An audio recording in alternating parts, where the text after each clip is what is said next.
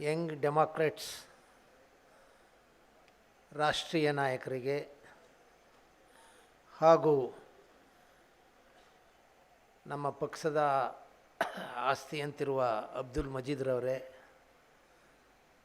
ಮತ್ತು ಸಂಘಟಕರೇ, ಶಿವಸುಂದರ್ ಅವರೇ ಹಾಗೂ ಭವಿಷ್ಯದ ಯುವ ಯಂಗ್ ಡೆಮಾಕ್ರೆಟಿಕ್ಸ್ ಸ್ನೇಹಿತರೆ, ಪೀಪಲ್ಸ್ ಪವರ್ ಮತ್ತು ಇಂದು ರಾಷ್ಟ್ರಶಕ್ತಿ ಎಷ್ಟರ ಮಟ್ಟಿಗೆ ಅಂದರೆ ಆ ಶಕ್ತಿ greater than mines, rivers, forest ಅದನ್ನು ಮೀರಿದಂಥ ಒಂದು, ಅದಕ್ಕೆ ಸಮನಾದಂಥ ಒಂದು ಫೋರ್ಸು. ಮೊದಲು ನಾನು ನಿಮ್ಮಲ್ಲಿ ಕೇಳ್ಕೊಳ್ಳೋದೇನಪ್ಪ ಅಂದರೆ, ನೀವು ಒಂದಾಗಿ ಸಂಘಟಿತರಾಗಿ ಬಲಿಷ್ಠರಾಗಿ ಹಾಗೂ ಕ್ರಿಯಾಶೀಲರಾಗಿ ಸಂವಿಧಾನ ಓದಿ ಸಮಾಜ ಸೇವೆಯಲ್ಲಿ ತೊಡಗಿಸ್ಕೊಳ್ಳಿ.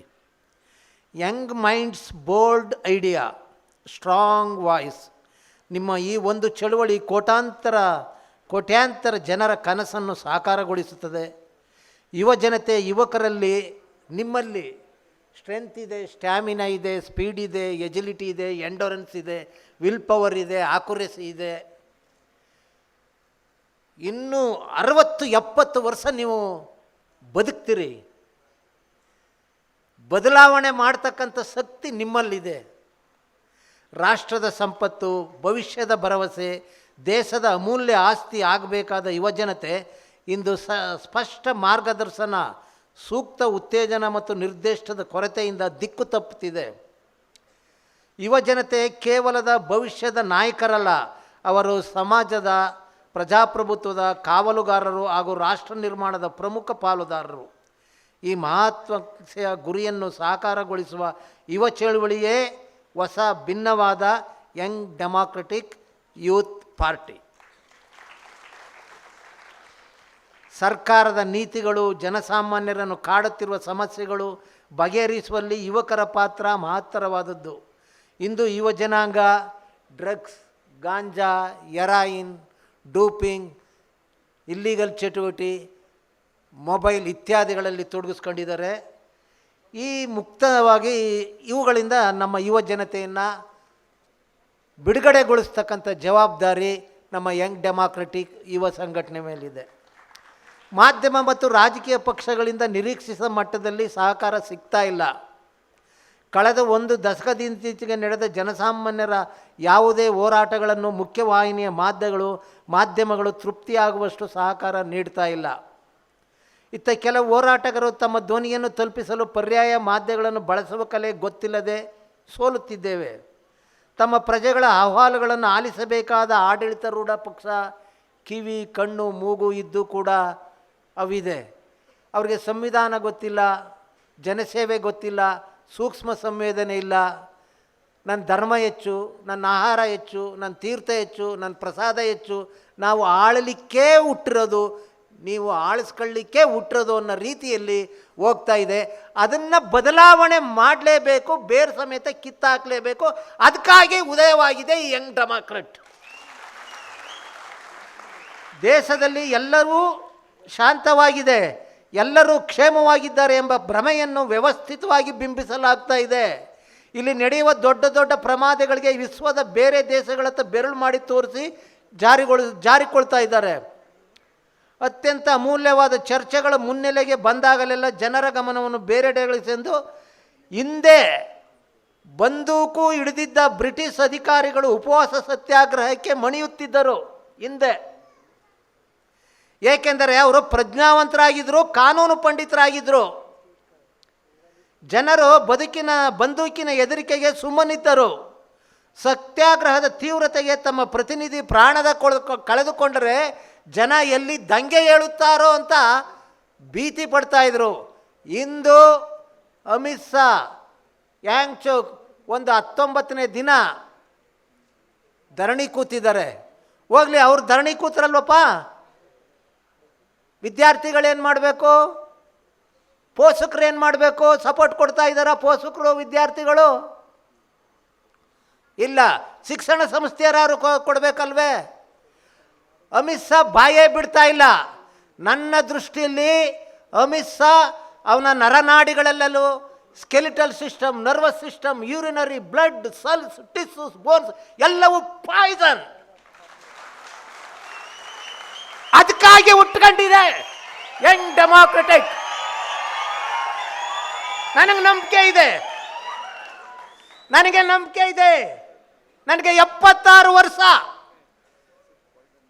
ಗುಳಿಗೆ ತಗೊಳ್ಳಿಕ್ಕೆ 2 ಗ್ಲಾಸ್ ನೀರು ಬೇಕು, ಓದಲಿಕ್ಕೆ ಬುಕ್ ಬೇಕು, ಸ್ವಲ್ಪ ಆಹಾರ ಬೇಕು.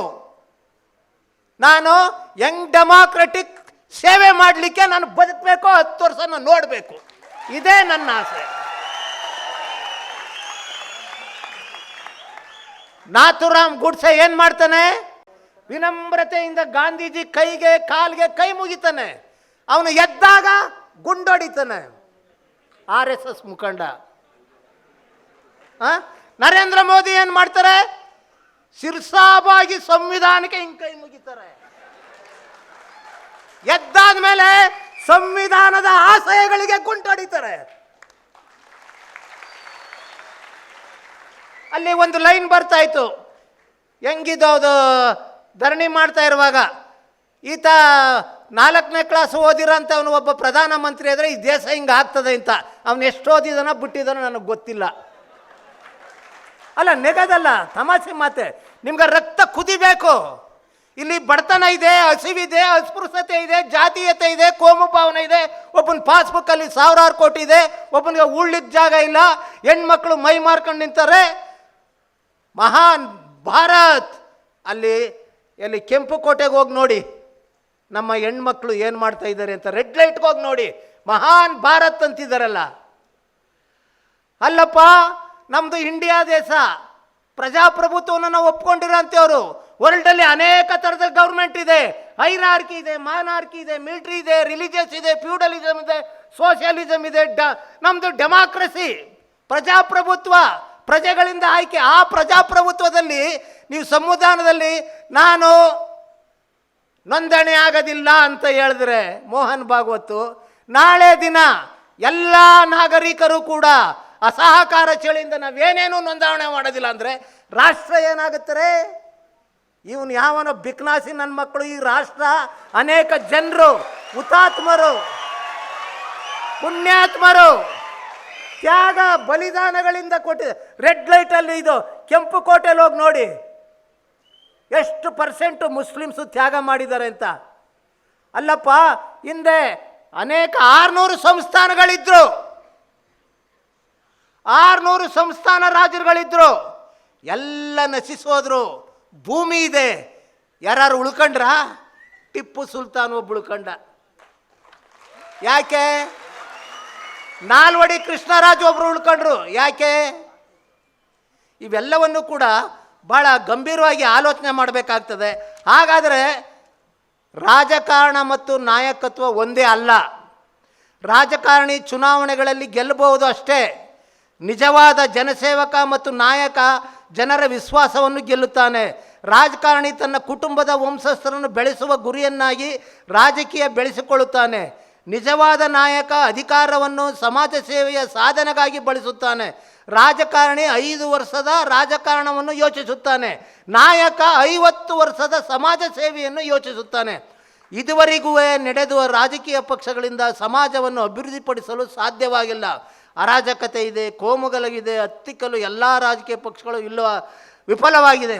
ಇಂಥ ಸಮಯದಲ್ಲಿ ಶಾಂತಿಯ ಬೀಜವನ್ನು ಬಿತ್ತಲು ಅವಕಾಶವನ್ನು ನಾವು ನಿರಾಕರಿಸಿದರೆ ಹಿಂಸೆ ಅಗ್ನಿಜ್ವಾಲೆ ಒತ್ತಿ ಉರಿಯುವುದನ್ನು ನಾವು ತಡೀಲಿಕ್ಕೆ ಸಾಧ್ಯವೇ ಇಲ್ಲ.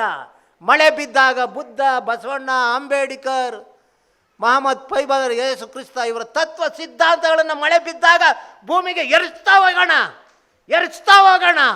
ಸುಂದರವಾದ ಸಮಾಜ ಹಾಗೆ ಆಗುತ್ತೆ ಅನ್ನೋ ಭರವಸೆ ನಿಮ್ಮಿಂದ ನನಗಿದೆ.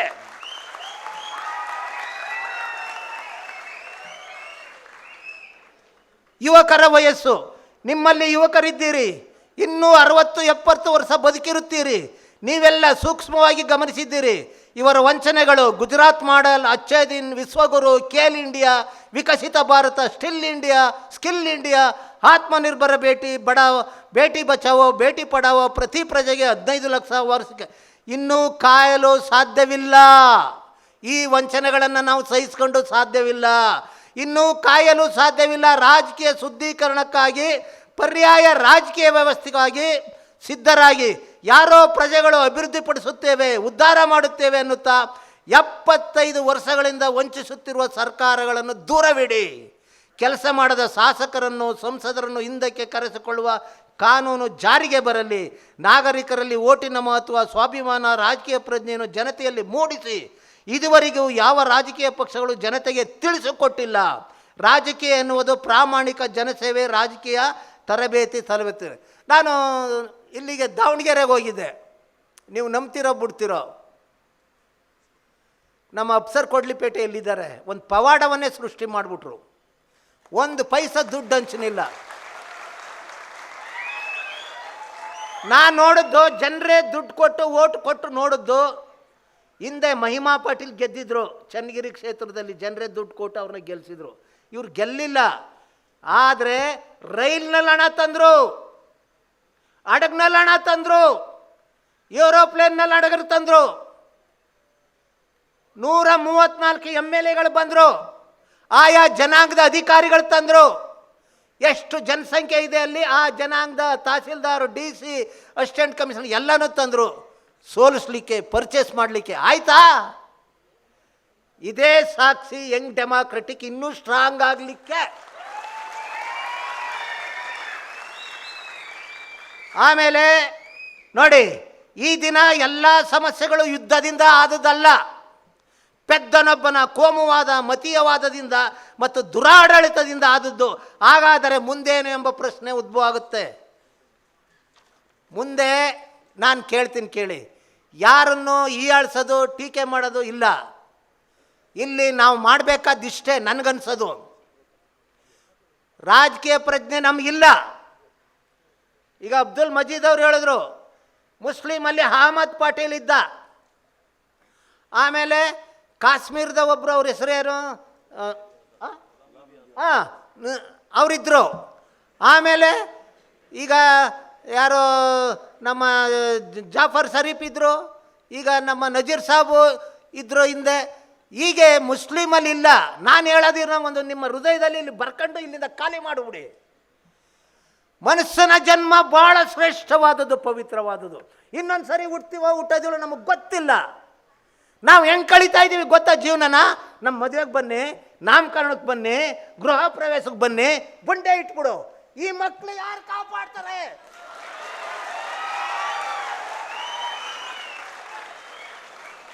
ಕಣ್ಣಲ್ಲಿ ರಕ್ತ ಬರ್ತದ್ರೆ ABCD ಗೊತ್ತಿಲ್ಲದವನ್ನೆಲ್ಲ ನಮ್ಮನ್ನು ಆಳ್ತಾ ಇದ್ದಾನೆ. ಸಂವಿಧಾನ ಗೊತ್ತಿಲ್ಲ, ಈ ಥರ ಇದೆ. ಇಂಥ ಸಂದರ್ಭದಲ್ಲಿ ಯುವಕರಿಗೆ ಸೀಟ್ ಕೊಡಿ, ಒಂದು 10-15%. ಜನಸಂಖ್ಯೆಗೆ ಅನುಗುಣವಾಗಿ ಪ್ರಾತಿನಿಧ್ಯ ನೀಡಿ. ಮತ ಪಡೆದ ಅಧಿಕಾರಕ್ಕೆ ಬಂದು ಸುಳ್ಳು ಹೇಳುವವರು ರಾಜಕೀಯ ಪಕ್ಷದಿಂದ ಬಹಿಷ್ಕರಿಸಿ. ಇಂದು ಉದ್ಯೋಗವಿಲ್ಲ, ಆರೋಗ್ಯ, ಶಿಕ್ಷಣ ಬದ್ಧತೆ ಇಲ್ಲ.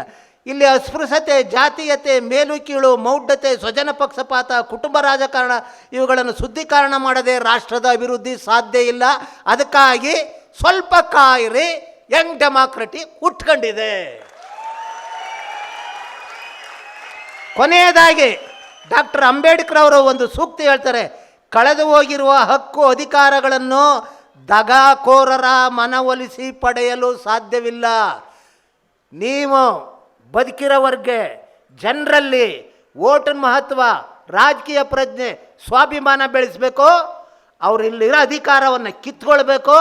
ಈಗ SIR ಯಾಕೆ ನಡೀತಾ ಇದೆ? ಇವರೆಲ್ಲ ಹೇಳಿದ್ರು, ತಿಳಿದವರೆಲ್ಲ ಏನಂದ್ರು, ನಿಮಗೆ ನೆನಪಿದೆಯಾ? ನೀವು ಮರ್ತಿರ್ಬೋದು, ನಾನು ಮರ್ತಿಲ್ಲ. 420 ಸೀಟ್ ಕೊಡಿ, ನಾನು ಹಿಂದೆ ಅಷ್ಟು ಕೊಟ್ಟರೆ ಸಾಕು, ನಾನು ಹಿಂದೂ ರಾಷ್ಟ್ರ ಮಾಡ್ತೀನಿ ಅಂದ. ಅನಂತಕುಮಾರ್ ಹೆಗಡೆ, ನಾನು ಹಿಂದೂ ರಾಷ್ಟ್ರ ಮಾಡಲಿಕ್ಕೆ ಊಟಕ್ಕೆ ಬಂದಿದ್ದೀನಿ ಅಂದ. ಇನ್ನೊಬ್ಬ ಈಶ್ವರಪ್ಪ, ನಾನು ಸಂಸತ್ ಭವನದಲ್ಲಿ ಭಗವಧ್ವಜವನ್ನು ಆರಿಸ್ಲಿಕ್ಕೆ ನಾನು ಇಂದಲ್ಲ ನಾಳೆ ಆರಿಸ್ತೀನಿ ಅಂತಂದ. UAP, ಅವು ವಫು, ಆಸ್ತಿ, ಮುಸ್ಲಿಮ್ಸು, ಈಗ ಅಲ್ಪಸಂಖ್ಯಾತರು, ಹಿಂದುಳಿದವರು ಎಲ್ಲವನ್ನು ದಿನಕ್ಕೊಂದು, ನಮ್ಸಕ್ಕೊಂದು ಕಾನೂನು ಎಲ್ಲ ಬರ್ತಾ ಇದೆ.